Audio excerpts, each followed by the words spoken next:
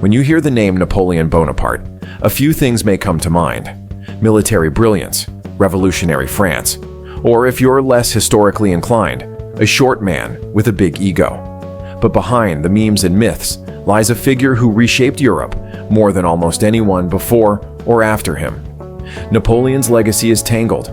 To some, he was a tyrant who seized power in a moment of chaos. To others, he was a reformer who turned a crumbling revolutionary state into a formidable European empire. But what if he had never seized power at all? What if Napoleon had remained just a successful general and never made his famous power grab in 1799? Let's dive into this alternate reality and see how removing one man could have rewritten the world as we know it. A world without Napoleon. In 1799, France was a powder keg. After a decade of revolution, beheaded monarchs, and bloody uprisings, the country had drifted into political paralysis under a five-man committee known as the Directory. Corruption ran rampant, wars drained the treasury, and the people were restless. Enter Napoleon. In our timeline, he returned from a somewhat disastrous Egyptian campaign just in time to stage a coup and declare himself First Consul, and a few years later, Emperor. But in this alternate world, Napoleon's coup attempt fails. He's exiled from politics, his name tarnished, and France continues its chaotic spiral.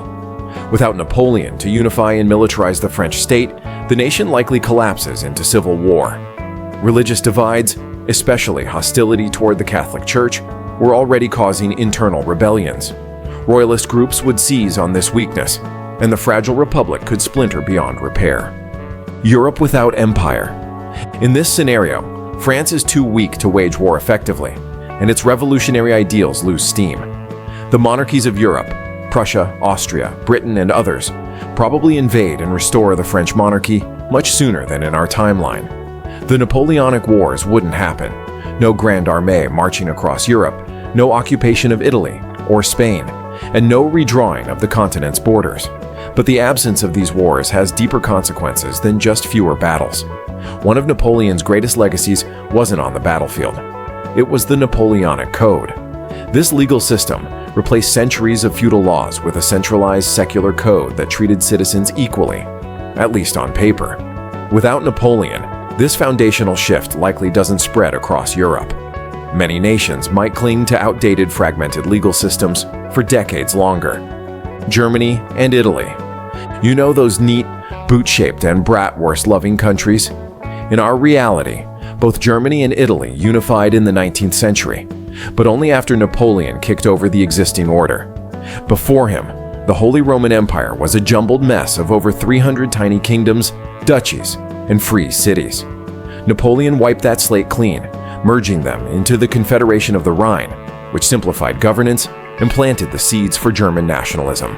Similarly, in Italy, Napoleon dismantled feudal barriers, installing more centralized rule across the peninsula. After his fall, the unification movements had a solid foundation to build on. Without him, both Germany and Italy stay fragmented. The Holy Roman Empire limps along into the 1800s, bogged down by internal squabbles. Italian duchies remain loyal to foreign rulers or local nobles.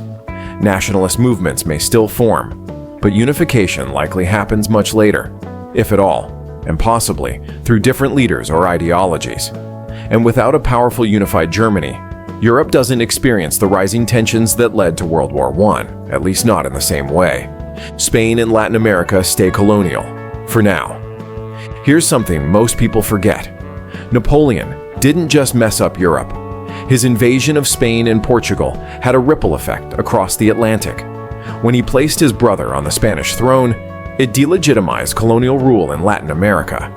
Rebels across the New World rose up, and over the next 20 years, nearly every Spanish and Portuguese colony declared independence. In our alternate world, no French invasion means no sudden crisis in Madrid or Lisbon. The monarchies survive, their colonial empires remain intact a bit longer, and Latin American independence movements are delayed by decades. Countries like Mexico, Argentina, and Chile might not gain independence until the late 19th century, if at all. This delay also shifts the balance of power in the Americas, and possibly prolongs colonial exploitation. The United States faces a different frontier. One of the most significant land deals in history was the Louisiana Purchase in 1803. Napoleon sold it to the United States after abandoning hopes of a New World empire, largely because of his failures in Haiti. No Napoleon, no Haitian invasion, no reason to give up French territory.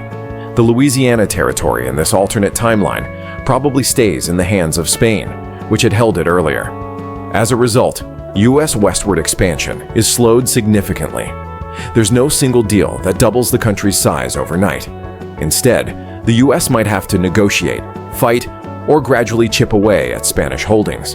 The Mexican-American War could be replaced by a broader U.S.-Spanish conflict, and manifest destiny might take far longer to become reality. And that delay, it might push the American Civil War back by decades. Fewer states means a slower buildup of tensions between slave and free states. A later civil war could mean deadlier weapons, more casualties, and an entirely different outcome. No Congress of Vienna, sure no long peace. After Napoleon's defeat in 1815, the major powers met at the Congress of Vienna to ensure Europe never spiraled into chaos again. This event reshaped the continent's politics and ushered in a relative peace that lasted until World War I. But in our alternate world, there's no Napoleon to defeat, and therefore, no Congress to restore balance. Europe doesn't enjoy a 40-year break from major wars.